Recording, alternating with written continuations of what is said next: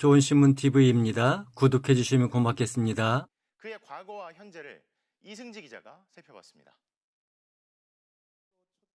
나를 위해 속옷을 내리면 신자, 그렇지 않으면 아니다.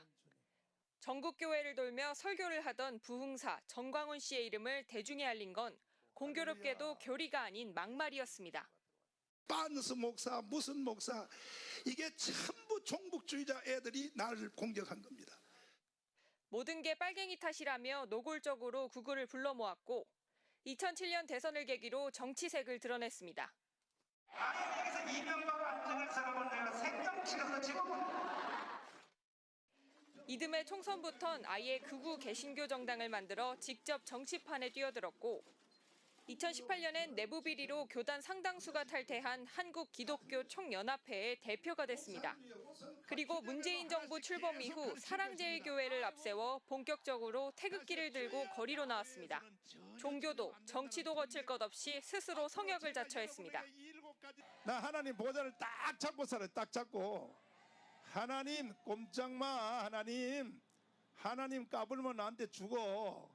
안건 재발의 취지를 묻는 취재진의 질문에 답변하지 않았습니다. MBC 뉴스 송서영입니다. 서부지법 폭동에 가담했던 사랑제일교회 특임 전도사가 2명째 구속을 앞둔 상황에서 전광훈 목사가 기자회견을 열고 이들과 선을 그었습니다. 경찰 조사가 임박하자 여전히 사법부는 공격하면서도 폭동에 대해선 자신이 배후가 아니고 선동한 적도 없다며 급히 발을 빼고 있는 건데요. 전 목사 측에선 폭동의 책임을 일부 인터넷 커뮤니티와 경찰에 떠넘기며 경찰이 함정을 판 거라는 황당한 음모론도 쏟아냈습니다. 먼저 손구민 기자가 보도합니다. 서부지법 폭동 2주 만에 붙잡힌 사랑제일교회 특임 전도사 윤영보 씨는 구속영장 실질심사를 앞두고 취재진을 향해 여유를 과시하듯 웃는 모습까지 보였습니다. 전광훈 목사가 시위를 부추겼는지 묻는 질문엔 즉답 대신 민주당과 언론은 북한의 선동과 사주에 움직이는 조직이냐고 되물었습니다. 앞서 구속된 특임 전도사 이형석 씨와 같이 전광훈 목사의 배후 의혹은 거듭 부인하면서 느닷없이 북한을 들고 나온 겁니다. 기자회견을 자청한 전광훈 목사도 특임 전도사들과의 관계부터 선을 그었습니다. 가끔 인사하면 인사할 정도. 이 정도의 관계지. 그런 애들하고 내가 대화할 부모님입니까 제가? 지금 나이가 제가 70이 넘고 원로 목사인데. 특임 전도사가 아니라는 주장도 폈는데 앞서 법원은 재작년 사랑제일교회 관련 사건에서 두 사람을 교회 소속 특임 전도사로 다른 신도들에게 상당한 영향력을 미치고 있다고 결론 냈습니다. 전광훈 목사 역시 윤석열 대통령의 탄핵 소추와 구속이 북한의 지시라며 사법부가 민주당과 내통하고 있다는 황당한 음모론을 이어갔습니다. 폭도들을 부추겼던 발언들은 실제 그런 뜻은 아니었다고 말을 바꿨습니다. 대통령을 서울구치소에서 모셔 나와야 되는 것입니다. 준비됐어요? 서부지방법원 주소를 한번 띄워주세요. 우리는 빨리 그쪽으로 이동을 해야 됩니다. 대통령님은 적법하게 석방되어야 한다. 이런 취지의 규탄 발언이지 진짜 구치소를 가서 대통령을 강제로 모시고 나오자는 말이 아니죠. 폭동의 책임을 일부 인터넷 커뮤니티와 경찰에게 떠넘기는 말까지 나왔습니다. 그쪽으로 행진을 허가한 그것은 경찰이 혹시 함정을 파놓고 이거 수사하는 것이 아니냐라는 의심까지 듭니다. 경찰 관계자는 특임 전도사들이 추가 범행에 엮일 걸 우려해 사실대로 말하지 않는 것으로 의심하고 있다며 전 목사의 연루 의혹을 폭넓게 수사하고 있다고 전했습니다. 폭동 전후 전 목사의 발언과 행적에 대한 분석을 마무리하는 대로 소환을 통보할 예정인데 전 목사는 부르면 언제든 나가겠다고 말했습니다. MBC 뉴스 손구민입니다. 전광훈 목사는 기독교에서 중요하게 여기는 영성이나 사랑, 희생 같은 가치가 아니라 혐오와 증오를 부추기고 또 권력이나 돈 같은 세속적인 가치에 무게를 싣는 이 극단적인 발언을 쏟아내며 이름을 알리기 시작했습니다. 그러다 아예 직접 정치판에 뛰어든 적도 있죠. 위험한 현장에 신도들을 동원하고 공직선거법과 정치자금법 위반 혐의 등으로 수사를 받기도 했던 전 목사는 이젠 내란 선동 혐의 피의자가 됐는데요. 목사가 어떻게 극우의 상징과 같은 존재가 됐는지 그의 과거와 현재를 이승지 기자가 살펴봤습니다. 나를 위해 속옷을 내리면 신자, 그렇지 않으면 아니다. 전국 교회를 돌며 설교를 하던 부흥사 전광훈 씨의 이름을 대중에 알린 건 공교롭게도 교리가 아닌 막말이었습니다. 반스 목사, 무슨 목사, 이게 전부 종북주의자 애들이 나를 공격한 겁니다. 모든 게 빨갱이 탓이라며 노골적으로 구구를 불러 모았고 2007년 대선을 계기로 정치색을 드러냈습니다. 여기서 이명박 안전을 사람은 내가 생명치료서 지금 이듬해 총선부턴 아예 극우 개신교 정당을 만들어 직접 정치판에 뛰어들었고 2018년엔 내부 비리로 교단 상당수가 탈퇴한 한국기독교총연합회의 대표가 됐습니다. 그리고 문재인 정부 출범 이후 사랑제일교회를 앞세워 본격적으로 태극기를 들고 거리로 나왔습니다. 종교도 정치도 거칠 것 없이 스스로 성역을 자처했습니다. 나 하나님 보좌를 딱 잡고 살아요. 딱 잡고. 하나님 꼼짝 마. 하나님 까불면 나한테 죽어.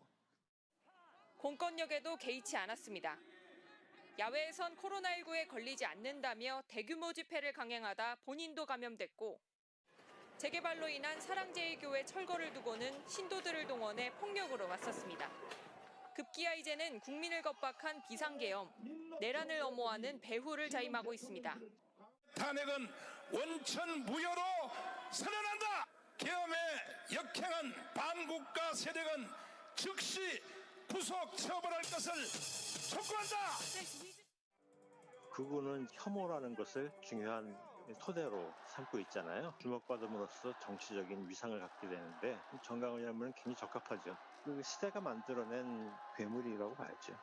전광훈 목사는 그간 공직선거법, 집시법, 기부금품법, 감염병 예방법 위반 등으로 수차례 법의 심판대 위에 섰습니다. 그리고 이제 내란을 선동하고 소요를 부추긴 혐의로 다시 경찰 조사를 앞두고 있습니다. MBC 뉴스 이승지입니다.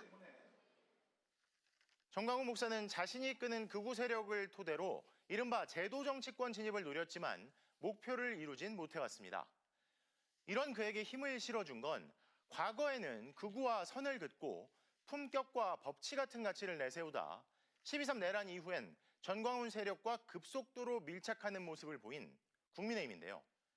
당장의 표 계산에 급급하다가 자칫 국민의힘 전체가 극우화되고 또 보수의 대표를 자임하는 정당이 영영 전광훈 목사 같은 인물의 하수인격으로 전락할 수 있다는 우려가 나옵니다. 류현준 기자가 보도합니다. 지난 1월 윤석열 대통령 체포가 임박하자 여당 의원들이 체포 저지, 탄핵 반대 집회에 적극적으로 합류하기 시작했습니다. 저희들이 국회에서 더불어민주당과 좌파들의 내란 선동에 일부 의원들이 굴복해서 책임을 다하지 못했습니다. 정말 죄송합니다, 여러분. 전광훈 목사가 주축인 단체 집회였습니다. 사기 탄핵이 아니냐. 이 사기 탄핵을 막아낼 수 있는 분들은 바로 여러분들이십니다. 그러나 2년 전만 해도 국민의힘 분위기는 달랐습니다. 김재원 최고위원이 전 목사 칭송 발언을 한 게 알려지자 당내에서도 비판이 쏟아졌습니다. 전광훈 목사께서 또 우파 진영을 전부 천하 통일을 해서 요즘은 그나마 방문이 우파 지지도 결국 당원권 정지 1년의 중징계를 내렸습니다. 총선 전까지도 거리두기는 이어졌습니다. 전 목사 측에서 책임당원을 우리 당원에 많이 집어넣었다고 해요. 정수조사회가 책임당원 정리를 내야 돼요. 그러나 총선 참패 뒤 전당대회에서 김재원 최고위원은 3번 연속 지도부 진입에 성공했습니다. 전 목사의 극우 당원들에 대한 영향력 덕분이라는 해석이 나왔습니다. 여기에 계엄과 탄핵을 거치면서 여당과 전광훈 목사는 다시 밀착하기 시작했습니다. 접점은 부정선거 음모론이었습니다. 중앙선관위에 294명의 공수부대원이 갔습니다. 거기를 왜 갔을까요? 중앙선관위가 부정선거를 저질렀다는 것입니다. 의원들은 이제 전 목사에게 고개를 숙입니다. 우리 존귀하신 목사님, 또 우리 신혜식 대표님, 또 우리 성도 여러분, 그 성스러운 전쟁에서 싸워주시고 있는 그 모습에 또 열정과 또 신념과 그리고 단단한 의지에 제가 다시 한번 감사의 말씀드립니다. 전 목사는 윤 의원을 대통령감이라고 치켜세웠습니다. 당내에선 위험한 밀착이란 우려가 나옵니다. 국민의힘이 정광훈 목사나 극우 유튜버들한테 끌려다니는 당이 되면요. 앞으로 대선이든 총선이든 지방선거든 우리는 판판이 집니다. 또 정광훈 목사가 과거 자유한국당 공천 과정에서처럼 향후 자신의 지분을 요구할 거라는 우려도 나오고 있지만 탄핵 위기와 조기 대선 국면에 새 결집이 우선이란 목소리에 묻히는 분위기입니다. MBC 뉴스 류현준입니다. 목사라는 호칭을 내걸고 극우 세력의 구심점 노릇을 하고 있는 정광훈 목사에 대해 개신교계 내부에서도 우려하는 사람들이 있습니다. 수년간 이 전 목사를 비판하며 법적 다툼까지 벌여온 한 교회 목사는 이 전 목사가 종교가 만든 괴물이라고 표현하면서 개신교계가 지금이라도 책임을 통감하고 전광훈과 단절에 나서야 한다고 고언합니다. 윤소영 기자입니다.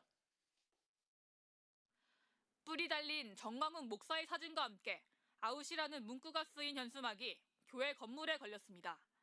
지난 2022년 전 목사의 극우 정치 행보를 비판하는 강좌를 알리기 위해 대전 지역의 한 교회가 내건 현수막입니다.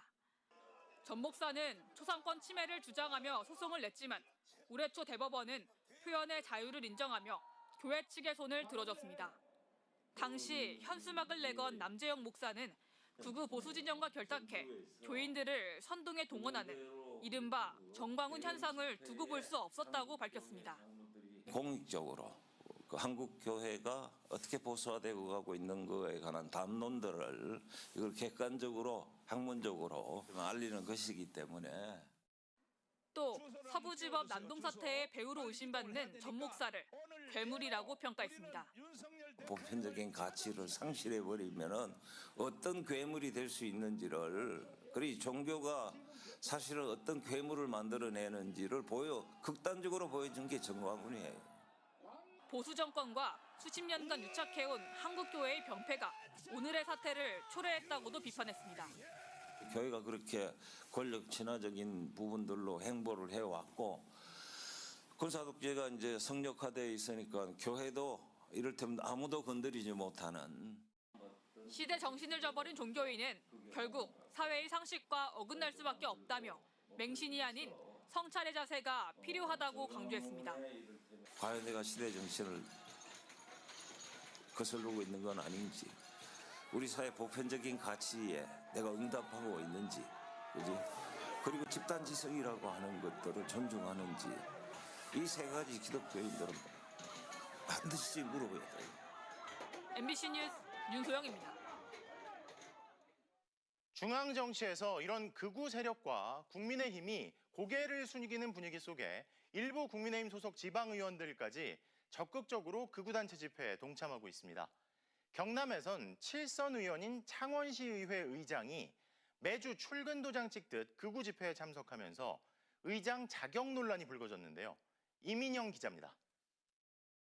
좋은 신문 TV를 시청해 주셔서 감사합니다.